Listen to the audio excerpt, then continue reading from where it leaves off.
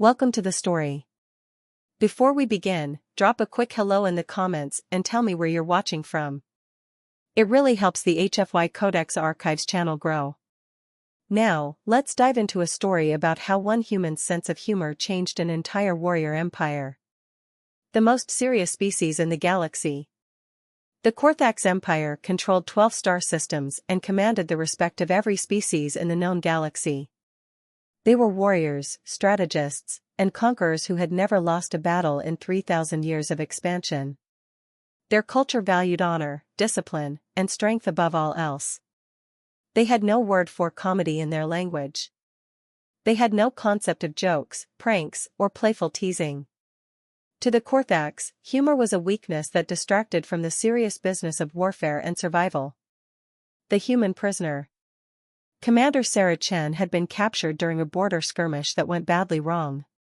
Her small research vessel had wandered into Korthax space by accident, a navigation error caused by a faulty jump drive. Now she sat in a detention cell aboard the Korthax flagship, waiting to learn her fate. The cell was clean and functional, like everything Korthax built. Gray walls, a sleeping platform, basic facilities. No decoration, no color, no personality.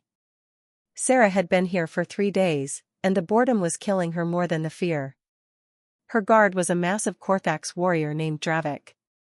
He stood over 7 feet tall, with dark blue skin, for arms, and eyes that glowed like amber coals. He wore the formal armor of an elite soldier, and he never spoke except to give her orders. "Prisoner Chen, you will stand for inspection," Dravik would say in his deep, rumbling voice. "Prisoner Chen, you will consume your nutrients. Prisoner Chen, you will remain silent." It was driving Sarah crazy. Breaking the silence. On the 4th day, Sarah decided she had endured enough silence. When Dravik brought her morning meal, a gray paste that tasted like cardboard mixed with sadness, she looked up at him and smiled. "Hey Dravik," she said cheerfully. "Why don't Korthax ever tell secrets in a garden?" The warrior stared at her, his 4 arms crossing over his chest in perfect symmetry. His expression showed confusion mixed with suspicion. "This question has no logical purpose," he said. Sarah's smile widened. "Because the potatoes have eyes, the corn has ears, and the beans stalk." Silence filled the cell. Dravik's glowing eyes narrowed. "I do not understand this statement. Vegetables do not possess sensory organs in the manner you describe." "It's a joke," Sarah explained. "It's funny because we're using words that mean 2 different things. Potato eyes are just buds, but we're pretending they're like real eyes that can see secrets." Dravik's expression remained blank. "This serves no purpose." "It serves the purpose of making people happy," Sarah said. "Of making hard days a little easier. Of connecting with each other through shared laughter." The warrior turned and left without another word. The daily routine. But Sarah didn't give up. Every day, she told Dravik a new joke. She started simple, with puns and wordplay that worked through their translation devices. "Why did the spaceship go to school?" "To improve its flying grades." "What do you call a Korthax with no arms?" "Still more armed than a human." "How do you organize a space party?" "You plan it." Dravik never laughed. He never even smiled. But Sarah noticed something interesting: he stopped leaving immediately after she told her jokes. He would stand there for a few extra seconds, his glowing eyes studying her face, as if trying to understand what made her find these strange word combinations amusing. The commander's curiosity. On the 10th day of Sarah's captivity, she received an unexpected visitor. Supreme Commander Valthor, the leader of the entire Korthax fleet, entered her cell. He was even more imposing than Dravik, with scars across his blue skin that told stories of countless battles. "Prisoner Chen," Valthor said in a voice like rolling thunder. "My warriors report that you make strange verbal utterances daily. Guard Captain Dravik has filed 17 reports about your peculiar behavior. Explain yourself." Sarah stood up slowly, trying not to show fear. "I'm telling jokes, Commander. It's a human tradition." We use humor to cope with difficult situations, to bond with others, to find light in dark places. Dalthor's 4 arms remained at his sides, but his posture radiated authority. Jokes. This concept does not exist in Korthak's culture. We find strength in discipline, not in frivolous amusement. With respect, Commander, Sarah said carefully, maybe that's why you've never lost a war, but you've also never made a true ally. Other species respect your strength, but they don't like you. They fear you, but they don't trust you. Because you never let your guard down. You never show vulnerability. You never laugh with them. Dalthor's eyes blazed brighter. You dare suggest that Korthak's military superiority is insufficient? I'm suggesting it's incomplete, Sarah replied. You've conquered through fear. But the strongest empires in galactic history were built on something more: loyalty, friendship, shared joy. You can force people to obey you, but you can't force them to care about you. An unexpected challenge. The Supreme Commander was silent for a long moment. Then he said something Sarah didn't expect: demonstrate this humor. Make me understand why you humans value it so highly. Sarah's mind raced. She needed a joke that would work for a warrior culture, something that would translate through their fundamental values. Then she remembered an old military joke from Earth. All right, she said. 3 warriors from different species are arguing about who has the bravest soldiers. The first says, my warriors will charge any enemy without hesitation. The second says, my warriors will fight until their last breath. The third says, my warriors are so brave, they'll follow any order instantly. So they decide to test it. The first commander orders his soldier to jump off a cliff. The soldier jumps. The second commander orders his soldier to fight a bear with no weapons. The soldier fights. The third commander orders his soldier to go home and apologize to his spouse for being late to dinner. The soldier runs away screaming. Sarah held her breath, watching Dalthor's face. For a moment, nothing happened. Then something extraordinary occurred. The corner of Dalthor's mouth twitched. Just slightly. Almost imperceptibly.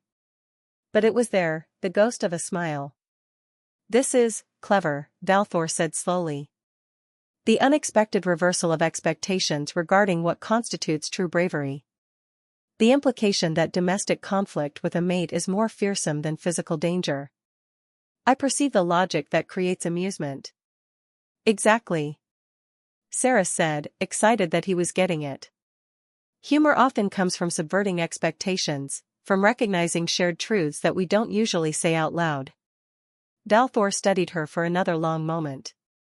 You will teach this skill to my commanders, he declared. If humor truly creates bonds between species as you claim, then it is a strategic asset the Korthak's empire has overlooked. You will instruct my officers in the art of human humor. Sarah blinked in surprise. I'm going to teach your warrior commanders how to tell jokes. You will teach us to understand what makes other species respond positively to humor, Dalthor corrected. This will be your service in exchange for your freedom. Succeed, and you will be released to return to human space. Fail, and you will remain our prisoner indefinitely. A difficult task begins. And that was how Sarah Chen, a research scientist who'd accidentally wandered into enemy territory, became the first humor instructor in Korthak's military history. The next day, she stood in front of 20 of the most intimidating warriors she had ever seen. They sat in perfect rows, their 4 arms crossed identically, their glowing eyes fixed on her with the same intensity they probably brought to battle strategy sessions. All right, Sarah said, trying to project confidence she didn't feel. Welcome to Humor 101. By the end of this course, you'll understand why beings from other species laugh, and how you can use appropriate humor to build diplomatic relationships. One warrior raised his hand, all 4 hands, actually. Question: is humor a weapon? Sarah paused. Not exactly. It's more like a tool for connection. Another warrior spoke up.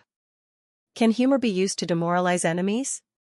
Well, sometimes, but that's not really the Can mastery of humor provide tactical advantages? A third warrior asked.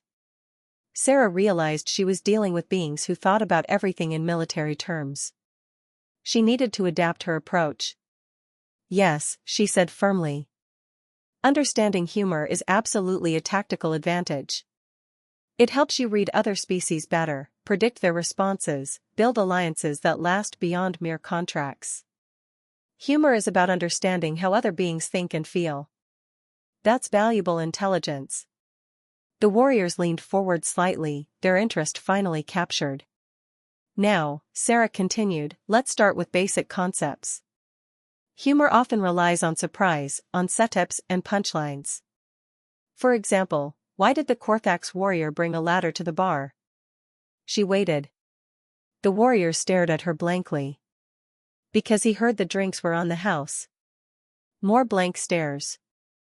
This was going to be harder than she thought, teaching warriors to laugh.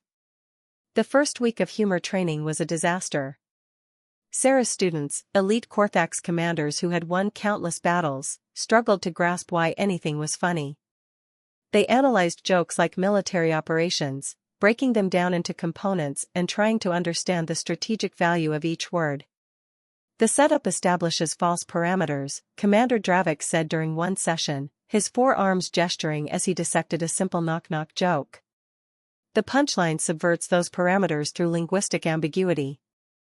However, I fail to perceive why this subversion generates positive emotional response. Sarah rubbed her temples. You're thinking about it too hard. Humor isn't something you analyze. It's something you feel.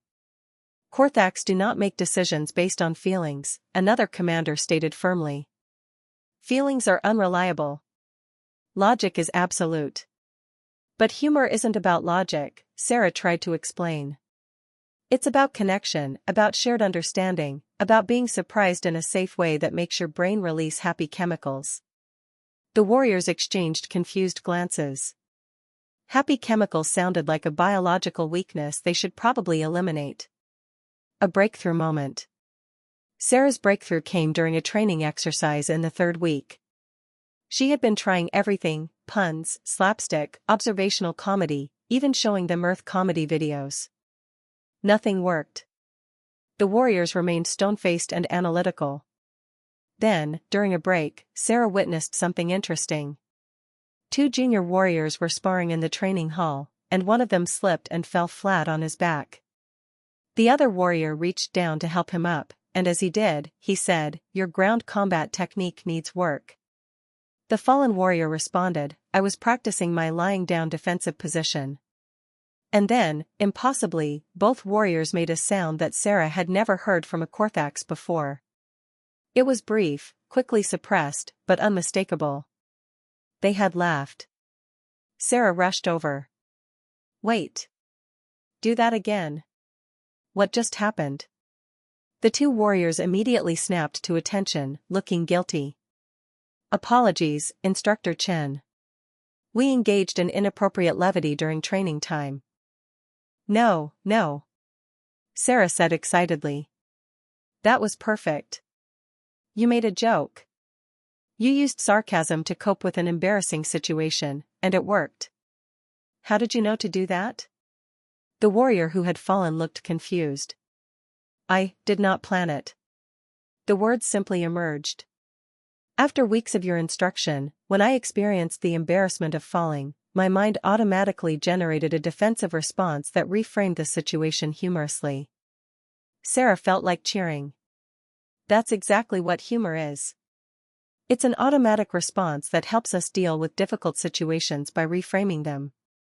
You just proved that Korthax can understand humor, you just needed the right context. The new teaching method. After that breakthrough, Sarah completely changed her teaching approach. Instead of telling jokes to the warriors, she created situations where humor would naturally emerge from Korthax experiences. She used examples from their own culture, their own challenges, their own ways of thinking. She taught them about the humor of frustration, jokes about equipment that never works right, or training exercises that go hilariously wrong. She taught them about the humor of shared hardship, jokes that warriors tell each other after surviving difficult missions. She taught them about the humor of hierarchy, appropriate ways to gently mock superiors without disrespecting them, which helped build camaraderie. Slowly, carefully, the warriors began to understand. They started noticing funny moments in their daily lives. They began to see how humor could diffuse tension during difficult negotiations. They recognized that laughter was not weakness, but a tool for building the kind of loyalty that no amount of fear could create. The final test. After 2 months of training, Supreme Commander Valthor attended one of Sarah's classes. He sat in the back of the room, his 4 arms crossed, his expression unreadable. Sarah was teaching advanced concepts: how to read whether other species appreciated humor, how to adjust your approach for different cultural contexts, how to use gentle humor to build diplomatic relationships. Remember, she told her students, humor with allies is about shared joy. Humor with potential allies is about finding common ground. And humor should never be used to demean or hurt others. That's not humor, that's cruelty. One of the commanders raised his hand. Instructor Chen, I have prepared a joke using the principles you have taught. May I share it? Sarah nodded eagerly. Please do. The commander stood. A human, a Korthax, and a Valtorian are assigned to work together on a space station. On the first day, they argue about whose species is superior. On the second day, they compete to prove whose methods are best. On the third day, the station's life support fails. They must fix it immediately or everyone dies. He paused for effect. Who fixes it first? Sarah waited, curious about where this was going. The commander delivered his punchline, none of them. They are too busy arguing to notice the maintenance robot has already fixed it. For a moment, silence filled the room. Then, amazingly, several warriors made that brief sound, the Korthax laugh. It was short, more of a sharp exhale than a human laugh, but it was real. Sarah felt tears in her eyes. They got it. They finally understood. A changed empire. From the back of the room, Supreme Commander Valthor stood. Every warrior immediately fell silent and stood at attention. Instructor Chen, Valthor said, walking to the front of the room. You have accomplished what I deemed impossible. You have taught Korthax warriors to understand humor. Sarah held her breath, unsure if this was good or bad news. Valthor continued, more importantly, you have given us a tool we did not know we lacked. In the past 3 weeks, our diplomatic relations with 7 neighboring species have improved significantly. Our ambassadors report that their new understanding of humor has opened doors that military strength alone could not open. Species that once feared us now seek us as allies. This is a strategic victory of the highest order. He turned to face Sarah directly. You have fulfilled your obligation. You are free to return to human space with our gratitude and safe passage. Sarah should have felt pure relief. Instead, she felt something unexpected. She was going to miss these serious warriors who had worked so hard to understand something completely foreign to them. Thank you, Commander, she said. But before I go, can I ask you something? Speak. Did you ever actually laugh? Like, really laugh? Not just understand the concept, but feel it? Valthor was quiet for a long moment. Then he said, yes. Once. Late at night, reviewing the training footage, I watched the recording of Commander Dravik's first attempt to tell a knock-knock joke. His delivery was terrible. He misunderstood every element. And yet, I found myself making that sound. The Korthax laugh. He paused. It was not unpleasant. Sarah smiled. That's the thing about humor, Commander. It sneaks up on you when you're not looking. And once you let it in, it changes you. The ripple effect. News of the Korthax humor training spread across the galaxy like wildfire. The most feared warriors in known space had learned to laugh, and it fundamentally changed how other species viewed them. Within a year, the Korthax Empire had formed more alliances than in the previous century. Trade agreements flourished. Cultural exchanges began.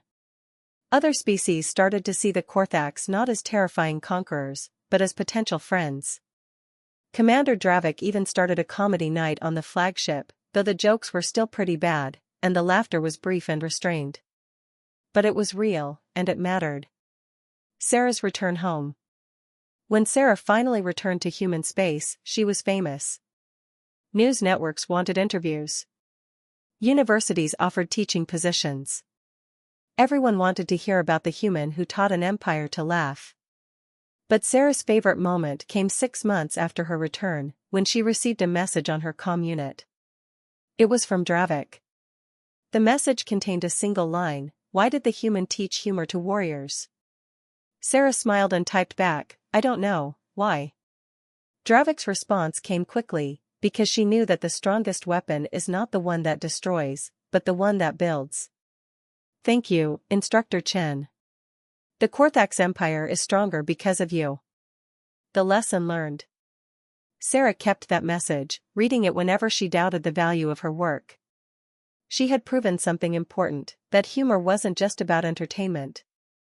It was about connection, understanding, and building bridges between different ways of thinking. She had shown the galaxy that even the most serious warriors could learn to laugh, and in doing so, become more than they were before. A message to our viewers. And that's the end of our story. If you made it all the way to the end, thank you for watching. Please leave a comment telling me what you thought. Did Sarah's approach make sense? Would you want to teach humor to alien warriors? Don't forget to like this video and subscribe to HFY Codex Archives for more stories about humanity's unique gifts and how we change the galaxy. Hit that notification bell so you never miss a new story. What should we explore next? Drop your suggestions in the comments. I'll see you in the next adventure.